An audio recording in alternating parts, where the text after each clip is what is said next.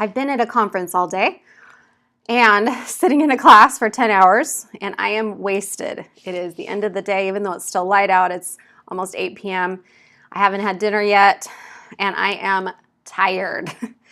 But what I'm even more tired of is all of the craziness going on in our world and these school shootings that keep happening and happening and happening. And not only the events themselves, but how we then debate them online. And I know that there needs to be debate and everybody needs to have their opinions, but I just want to share a couple of my thoughts on what we can do and why we need to do it to prevent these things from happening in the future. Because if you're like me, I mean, do you ever feel like there's just nothing you can do? I mean, I feel like that all the time. We feel helpless. Yeah, I feel that way. Do we feel like there's nothing we can do to stop it? We're just kind of sitting ducks waiting for these terrible things in the world to happen around us. Yeah, we feel that way, and that's the world we live in. But there are things that we can do. And it might not seem like the obvious answer right now, but I guarantee you that if we start to focus on these things, then we start to see the payoff, which is going to be a more peaceful, loving, conscientious, and amazing future for our children. So first, it's my opinion that we've got it wrong when we're just focusing on changing policies. Now, of course, that's important and that needs to happen, but there's bigger issues going on underneath all of these events, and that is mental health issues, and even beneath that, family of origin probably was a mess, and even beneath that, there is this crisis of self-worth, this crisis of who we are. That children, teenagers, young people today, so many of them have never had a parent, a teacher, somebody who believed in them, who taught them who they really are and helped them overcome mental health challenges and helped them get that help. And I know the sad truth is that we live in a world where many, many young people do not ever receive this. And what a shame it is. Because ultimately, underneath all of the suffering and the hate and the bullying and the killing, the violence, even the depression and the anxiety is one thing. It is ultimately insecurity. It is feeling like I'm not good enough and either, sort of shrinking because of it or bullying because of it. I'm not good enough, so I'm going to prove to everybody that I'm good enough. Or I'm going to go after all those people that said I wasn't good enough, and I'm going to show them. And yes, this is a mental illness. But how many of us also find ourselves in that same mental illness of believing we're not good enough? Perhaps we wouldn't. Hopefully we would never take it to an extreme like that.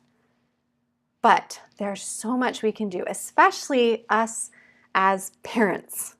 Parents, we must take seriously our job of teaching our children self-worth, and it has to start with us. Now, please don't get me wrong. I am not blaming anybody's parents for what any person does in this world, especially all the negative, bad, horrible things that they do. And I know there are wonderful parents that do everything right and still have children who are really, really suffering is really what it is, and then bring that suffering to other people in such huge ways. So that is not what I'm talking about. But what I'm talking about is the one thing that we can do better is to love our children and to openly love them, to openly talk to them about what's going on. And you can see my other video on how to talk to children about tough topics like school shootings and death and suicide. If we don't talk about these things in our homes, we are part of the problem. We are part of the problem because how many times might there have been a child who was from one of our homes, maybe our own child, who heard or saw something that if they would have felt confident enough to come to us and tell us, or come to the teacher and tell us, or report, that might have been able to stop something. And imagine the difference it could have made in the perpetrators' lives had they had somebody to love them and to show them their true potential and worth, and to make them feel it. I know this is such a huge issue. It's so hard to show our children their true worth and to help them feel it, because you know what? So many of us, even as adults in our 20s, 30s, 40s, 50s, beyond, still question our worth and do not feel it. Or we don't feel it often enough or fully enough to act from that place of self-worth every day. We still doubt, we still question. Our kids see us saying things like, ugh, I look so fat today. Oh gosh, I'm such a failure. I can't believe how bad I am at that. I'm so terrible at this. Or on the flip side, inferiority, superiority. I am so amazing. I'm like the best ever. And everybody just should know how awesome and amazing I am. And if they don't, there's something wrong with them, right? This is what we do. We have to change ourselves. And we have to take the initiative to change the children, our own, and all of the children that are under our influence, which include our children's friends, children that we might get to work with or interact with through church or community or other activities. We have that responsibility. Now, again, I am not putting any of the blame for all the crap that's happening in the world on parents, because parents are amazing, and I think for the most part, we are all trying to do the best we can.